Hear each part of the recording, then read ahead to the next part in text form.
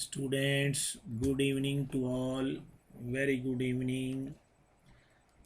ਆਪਾਂ ਅੱਜ ਨਵਾਂ ਟੌਪਿਕ ਕਰਨਾ ਹੈ ਔਰ ਆਪਣੇ ਜਿਹੜੇ ਨਿਊ ਟੌਪਿਕ ਦਾ ਨਾਮ ਹੈ ਇਨਵੈਸਟਮੈਂਟ ਫਲਕਚੁਏਸ਼ਨ ਰਿਜ਼ਰਵ।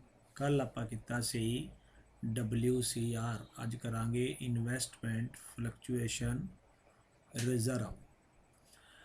ਹੁਣ ਇਨਵੈਸਟਮੈਂਟ ਫਲਕਚੁਏਸ਼ਨ ਰਿਜ਼ਰਵ ਕੀ ਹੁੰਦਾ ਹੈ? ਸਭ ਤੋਂ ਪਹਿਲਾਂ ਅਸੀਂ ਇਹਦਾ ਪੂਰਾ ਨਾਮ ਲਿਖਦੇ ਹਾਂ ਇਨਵੈਸਟਮੈਂਟ ਫਲਕਚੁਏਸ਼ਨ FLUCTUATION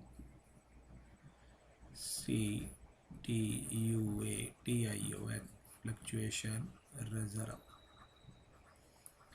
ਬੇਟਾ ਜੀ ਧਿਆਨ ਦੇਣ ਵਾਲੀ ਗੱਲ ਇਹ ਹੈ ਕਿ ਸਾਡੇ ਕੋਲ ਮੰਨ ਲਓ ਆ ਇੱਕ बैलेंस शीट ਦਿੱਤੀ ਹੋਈ ਹੈ।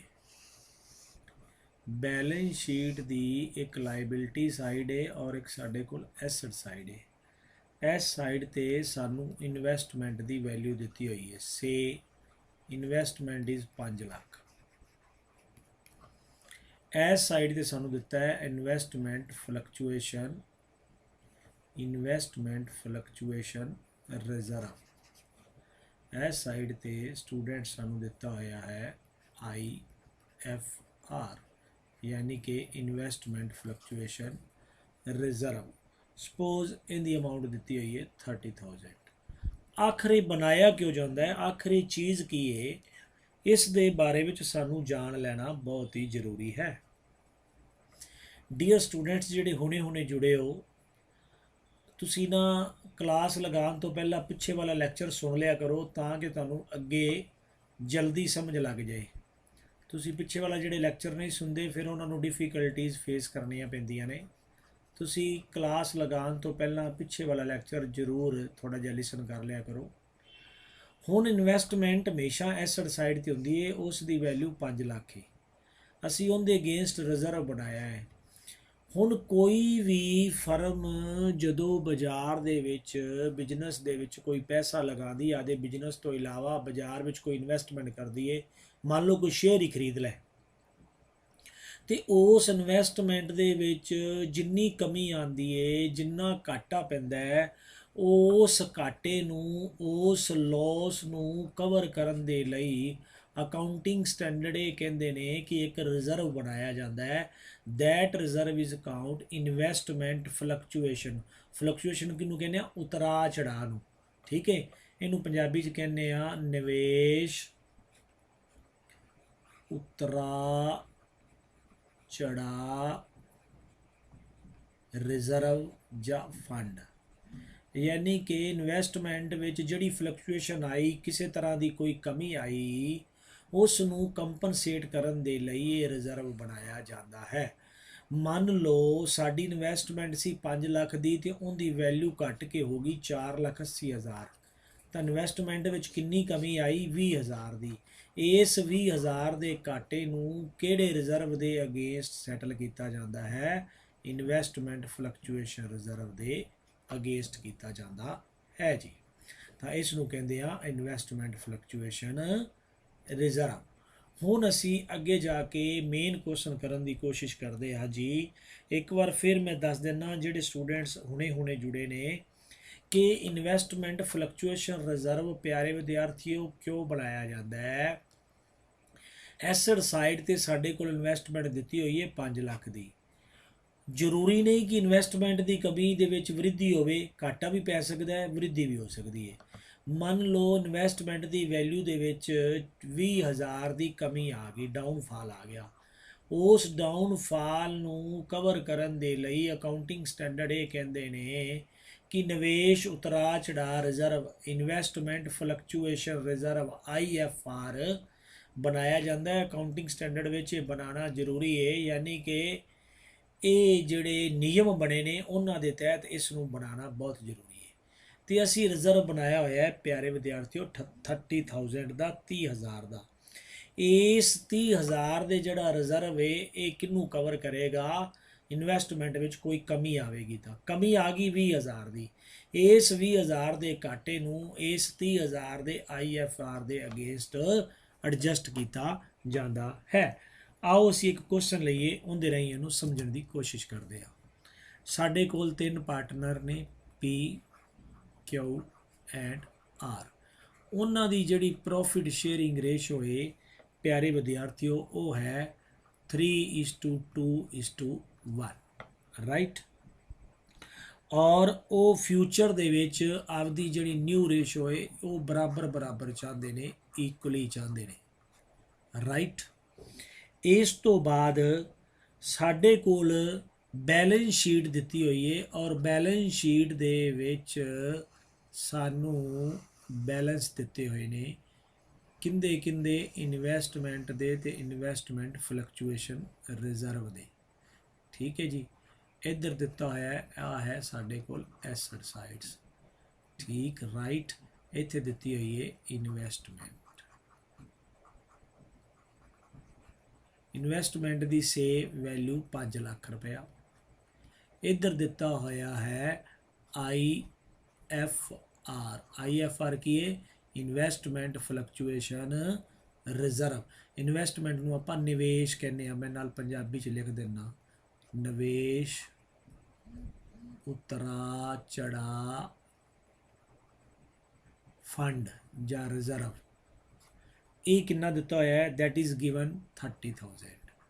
हुण सानू अलग अलग केस दिंदा है। केस नंबर 1 कहता है कि if there is no information, जे किसी तरह की कोई इनफॉर्मेशन नहीं होएगी तो साडे कोल पहला वाला रूल है, पहला वाला सिद्धांत की कहता है कि सारे दे सारे फंड नूं ओल्ड पार्टनर ओल्ड रेशो के तहत असी वंड देना हुंदा है जी। तो असी की लिखांगे, एंट्री की करांगे, investment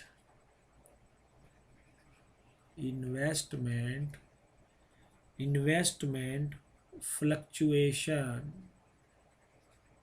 investment fluctuation reserve account debit, reserve account debit to P's capital account, to Q's capital account ते टू आर्स। कल वाली गल ते आदे आ, लाइबिलिटी साइड ते जिन्ने भी प्रॉफिट ते रिजर्व हुंदे ने उन्हां नूं प्यारे विद्यार्थियों डिस्ट्रीब्यूट किया जाता है इन विच रेशो, भुलना नहीं, हमेशा ओल्ड रेशो, आलवेज। हुण किसी तरह का इन्वेस्टमेंट की वैल्यू में कोई कमी नहीं आई, 30 का 30,000 ही असी ओल्ड रेशो 3:1 दे विच वंड दांगे। तो किन्ना किन्ना आएगा, पी का 15,000 और क्यू का 10,000 और आर का 5। मैं बिना फॉर्मेट तो जर्नल एंट्रियां कर रहा, तुसी +1 दे विच फॉर्मेट बनाना है, तुसी फॉर्मेट दे विच जर्नल एंट्रीज करनियां ने, ध्यान रखना है। मैं फ्री हैंड कर रहा विदाउट फॉर्मेट। सैकेंड क्लेम की है, सैकेंड केस की है, if the market value of, if the market value of investment is ₹5 lakh. J investment की वैल्यू 5 लाख हो, देखो इत्थे नो इनफॉर्मेशन का मतलब इत्थे भी 5 लाख ही सी, यानी कि कोई इन्वेस्टमेंट विच ना तो वृद्धि हुई ना कमी हुई, इत्थे भी ना वृद्धि हुई ना कमी हुई। तो एंट्री सेम करांगे जी, केड़ी सेम, जिहड़ी असी पहले नंबर ते कीती है। फिर लिखांगे investment fluctuation reserve account debit to P's capital account, to Q's capital account, to R's capital account. तो जी असी सारी अमाउंट नूं वंडांगे जी पहला की तरह ओल्ड रेशो में वंड दांगे। पहला तो दूसरा केस सेम होणगे because there is no change in the value of investment, right. Now case number 3 की कहता है, केस नंबर 3 विच प्यारे विद्यार्थियों market value 4,88,000। If market value of investment is 4,88,000, 4,88,000। ਹੁਣ first of all we will see what is the decrease in the value of investment. There is a decrease in value of investment is 5 lakh ਦੇ ਵਿੱਚੋਂ ਅਸੀਂ 4,88,000 minus ਕਰ ਦਾਂਗੇ ਤਾਂ decrease ਆਈ 12,000 ਦੀ। 12,000 ਨੂੰ ਕਿੰਦੇ against adjust ਕਰਾਂਗੇ? 30,000 ਦੇ ਅਗੇਂਸਟ। ਤਾਂ ਇਹਦੀ ਅਸੀਂ ਐਂਟਰੀ ਕੀ ਕਰਾਂਗੇ? ਲਿਖਾਂਗੇ ਅਸੀਂ ਲਿਖਾਂਗੇ ਜੀ investment fluctuation reserve account debit। ਹੁਣ ਜਿੰਨੀ ਅਮਾਊਂਟ ਘਟ ਗਈ ਇਨਵੈਸਟਮੈਂਟ ਦੀ ਉਹਨੂੰ ਲਿਖਾਂਗੇ ਟੂ ਇਨਵੈਸਟਮੈਂਟ। ਸਿੱਧੀ ਸੀ ਬਾਤ।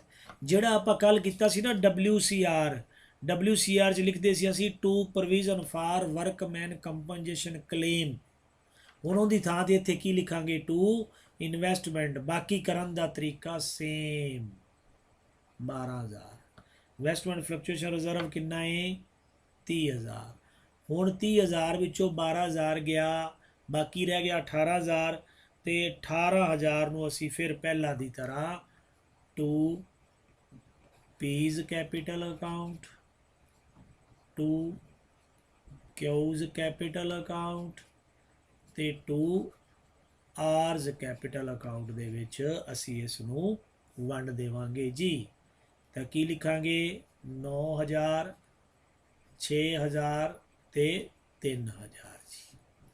ਪਿਆਰੇ ਵਿਦਿਆਰਥੀਓ, ਇਹ ਸੀ ਕੇਸ ਨੰਬਰ 3। ਕੇਸ ਨੰਬਰ 3 ਨੂੰ ਧਿਆਨਪੂਰਵਕ ਦੁਬਾਰਾ ਸਮਝਣ ਦੀ ਖੇਚਲ ਕਰੋ ਕਿ ਕੇਸ ਨੰਬਰ 3 ਦੇ ਵਿੱਚ ਮਾਈ ਡੀਅਰ ਸਟੂਡੈਂਟਸ ਇੱਥੇ ਇਨਵੈਸਟਮੈਂਟ ਦੀ ਵੈਲਿਊ ਵਿੱਚ 12,000 ਦੀ ਕਮੀ ਆਈ ਏ। ਅਸੀਂ 5 ਲੱਖ ਰੁਪਈਆ ਮੰਨ ਲਓ ਸ਼ੇਅਰਾਂ 'ਚ ਲਾਇਆ ਅਤੇ ਸਾਡੇ 12,000 ਦੇ ਸ਼ੇਅਰ ਘਾਟੇ ਵਿੱਚ ਚੱਲ ਰਹੇ ਨੇ।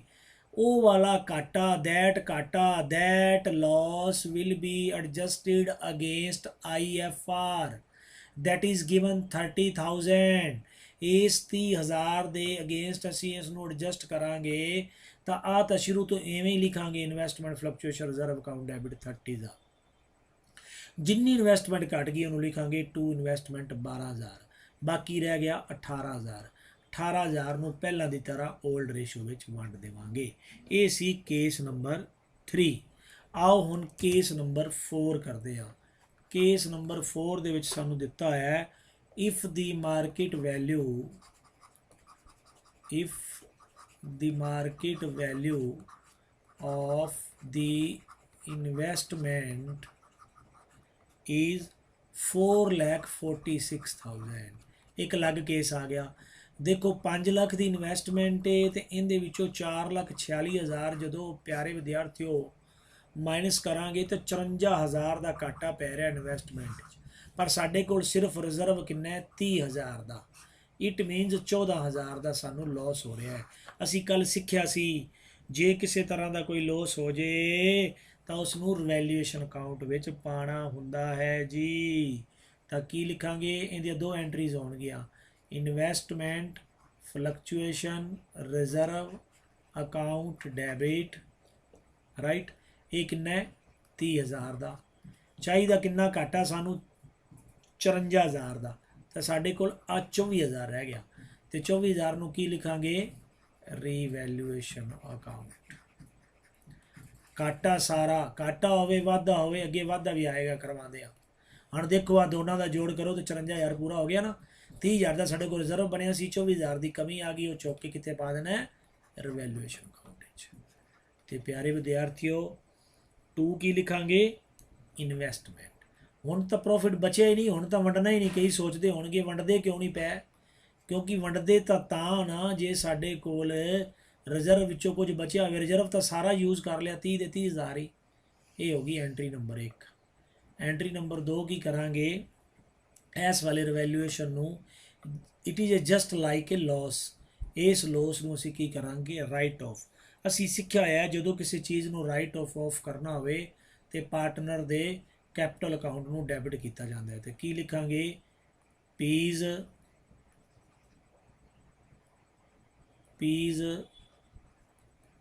कैपिटल अकाउंट डेबिट,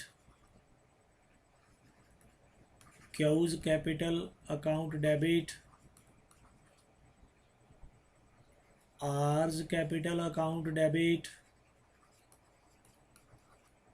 ते टू रिवैल्यूएशन। तो प्यारे विद्यार्थियों, टू रिवैल्यूएशन कितना घाटा है, 24,000।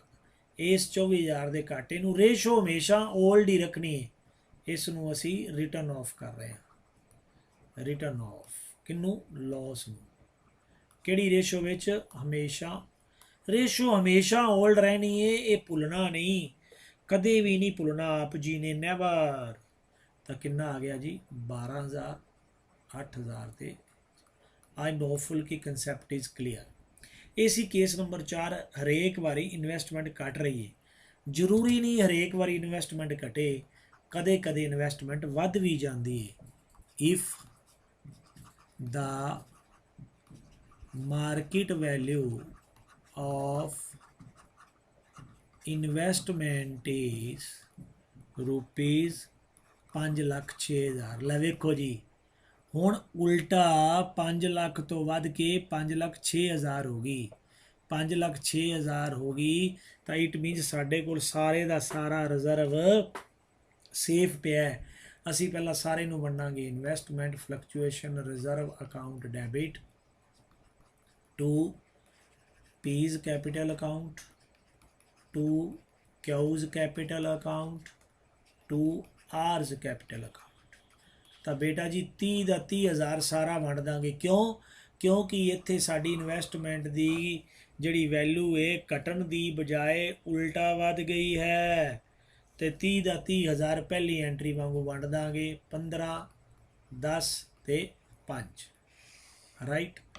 एंट्री नंबर 2, हुण साडे कोल प्यारे विद्यार्थियों वाधा कितना होया, जिन्ना वाधा होया उन्होंने असी कित्थे पाना है, रिवैल्यूएशन अकाउंट। असी पहला सीख लिया है, इन्वेस्टमेंट अकाउंट डेबिट वध गई ना, वध गई तो इस नूं डेबिट करीदा, टू रिवैल्यू घाटा पिया सी तो रिवैल्यूएशन नूं डेबिट कीता सी, हुण वध गया तो एक तरह का साडे कोल प्रॉफिट हो गया 6,000 रुपए का।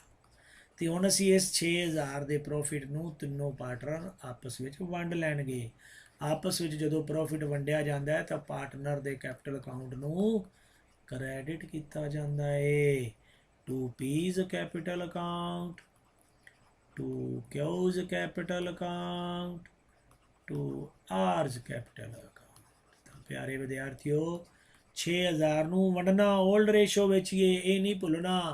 वो साडे कोल लगी है 3, 2, 1, तो 3,000, 2,000 ते 1,000 आ गया जी। मैं उम्मीद करदा कि ये वाला कंसैप्ट तुहानू बड़ा वधिया तरीके नाल समझ आ गया होना है और तुसी इस नू वधिया तरीके नाल समझ लिया होना है। हुण तो इक्को एक काम करना है कि तुसी बुक्स खरीदनियां ने, तुसी बुक्स नहीं खरीद रहे, जल्दी जल्दी बुक्स खरीद लो। जिहड़े जिहड़े तुहाडे टीचर्स ने कईयां ने वो वालियां बुक्स खरीदो, अपना काम करो, इहदे नाल दे क्वेश्चन बुक विचों करो। जिहड़े नवे स्टूडेंट्स आए ने वो लाइक जरूर कराया करो बेटा, सारे लाइक करो। मेरी गल जिवें सुनते हो तुहाडे कंन विच पै रही है, इसनूं लाइक कर दिओ। और जिहड़े नवे अज जुड़े ने वो चैनल नूं सबसक्राइब जरूर कर दिओ ताकि तुहानूं नवीआं नवीआं मिलदियां रहन। कल दोबारा फिर कोई नवा टॉपिक लैके इस तो अगे हाजिर होवांगे, तां तुहानूं नवीआं नवीआं होर जिन्ने भी अपने लैक्चर ने उन्हां बारे दस्सिया जाएगा। और मैं उम्मीद करदा कि तुहानूं